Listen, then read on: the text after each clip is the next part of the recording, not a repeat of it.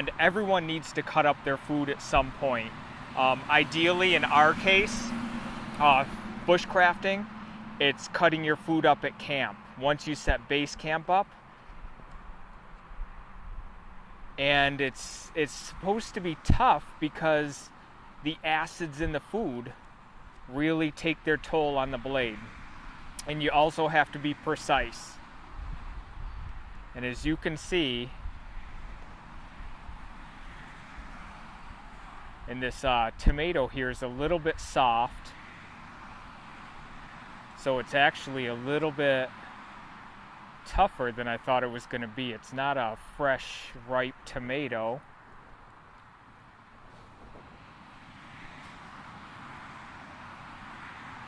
See how small we can get it.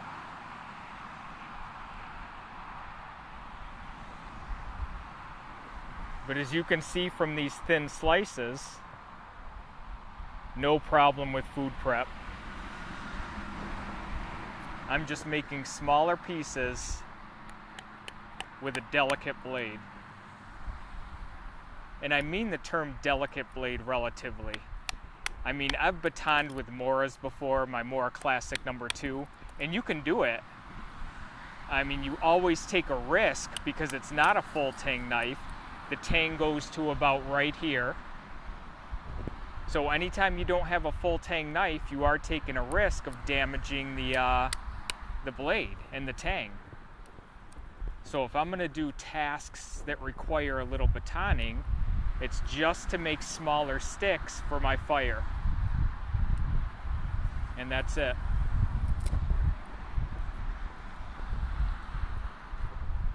So I have some smaller sticks there. That is the way that I like to baton with this knife. For those of you who really need to baton some bigger pieces of wood, this is very straight grain. I'm not gonna go at it from the middle. I'm gonna go at it from the very end and almost just do a sliver's worth. Once I come down a little bit, I don't have to keep batoning it. I mean, it's a sharp knife with good leverage, so you are gonna be able to baton. It's just, I'm not sure if you really want to and take it to the test. But see that?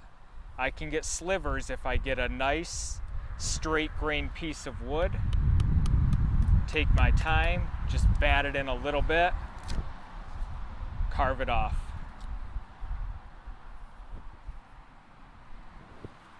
That's pretty much the extent of the batoning I'm gonna do with a Mora knife. Pretty much any of them.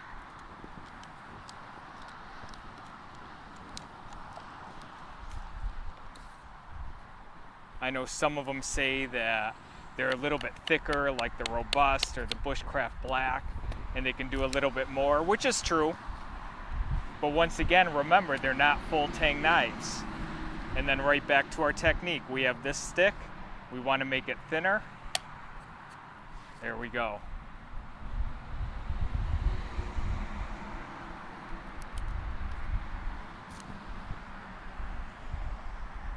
Want to make it even thinner than that.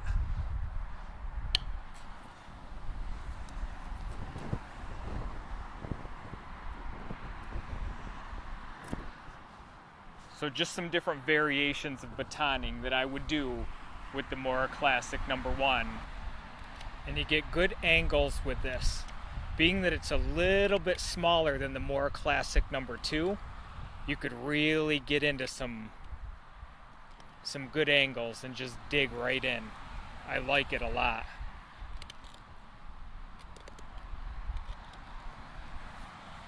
And this thing just bites.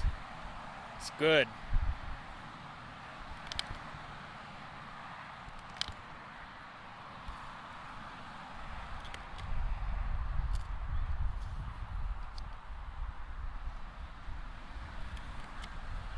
Look at that, I can score right underneath here.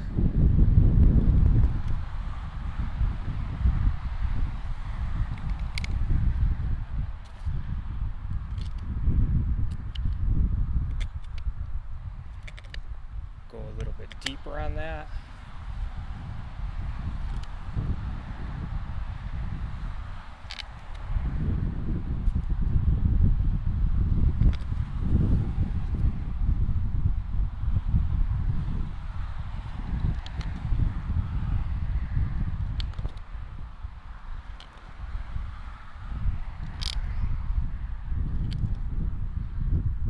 I would call this my absolute favorite carving to do. Because one, it's fun. Two, you're actually creating something that you're going to be able to use.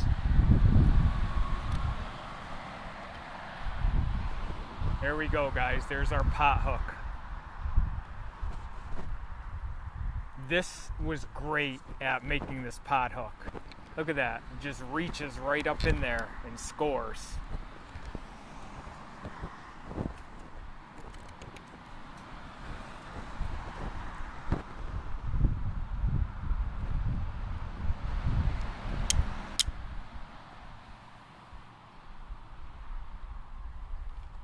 See that okay, guys?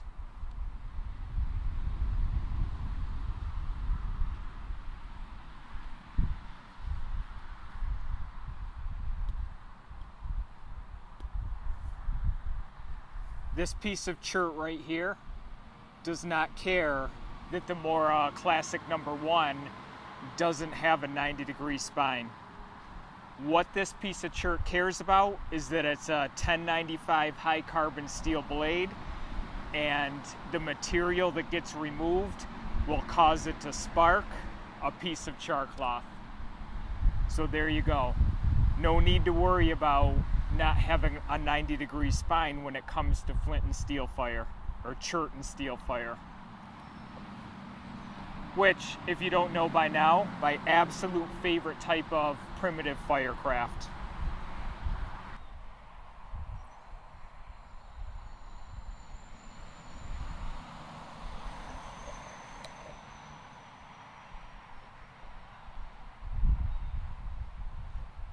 Probably our finest carving task of them all so far, feather sticks.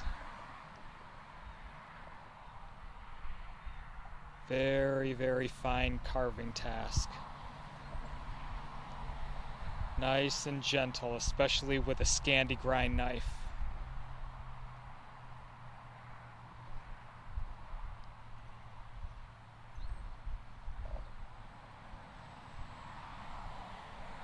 No reason to hurry with it. No reason to force it.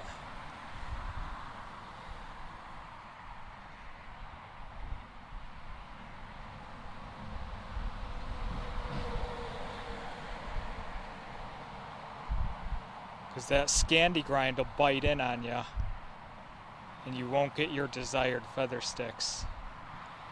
Just take your time. Nice and easy.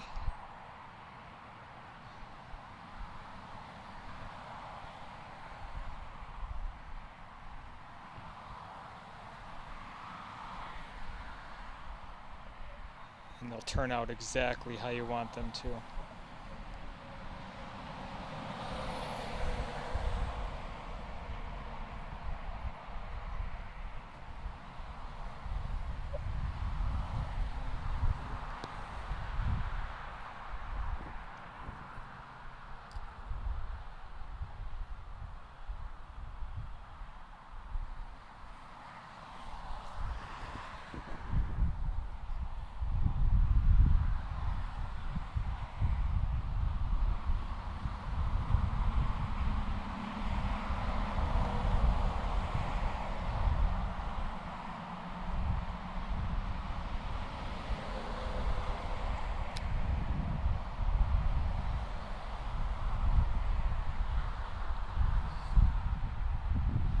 So guys, this isn't going to strike a ferro rod right off the bat. Remember, it's got a rounded off spine.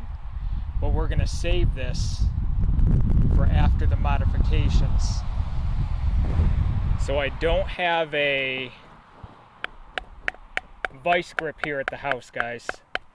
What I do have is this stump right here, which is very sturdy.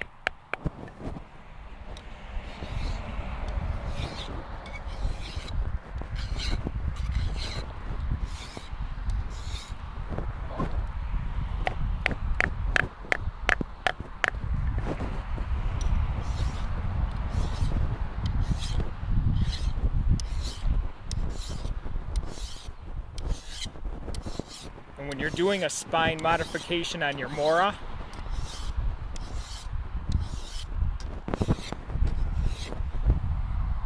don't really have to do that big of an area. Depending on where you like to hit the ferro rod, you can go all the way up. Like I like to hit it on the end. But for the sake of this video, and just showing quick modifications,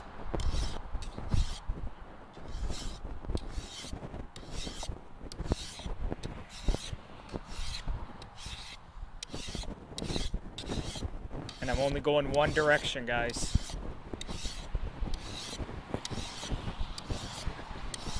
The way that these mill files are made, they're made to just grind in one direction. So if I were to go back and forth, I'm really not doing a whole lot.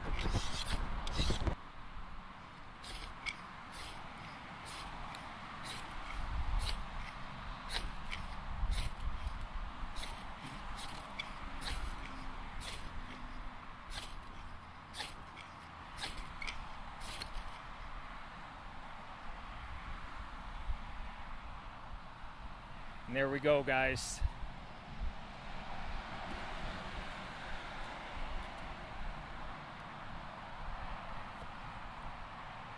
This ferro rod is so fat that I had a hard time angling it down into the feathers.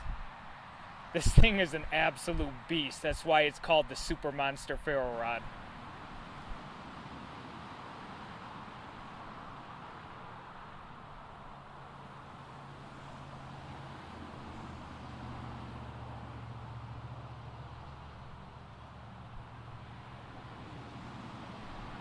So it's been about an hour or so, I'd say, and we've gone ahead and cleaned off the mustard, the dried up mustard that was left on the blade. And here's what we have for our beautiful patina. I really like the way that that turned out.